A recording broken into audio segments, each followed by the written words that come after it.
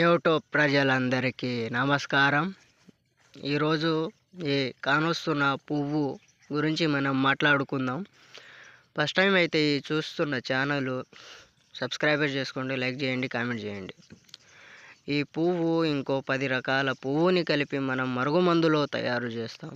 ఇది ఎవరికి పెట్టాలంటే, మీ భార్యాభర్తల మధ్యలో గొడవలు వస్తున్నాయా, లేదా లవర్ల మధ్య గొడవలు వస్తున్నాయా, లేదా మీరు అక్రమ సంబంధం పెట్టుకుంటే వాళ్ళు మీ మాట వినట్లేదా?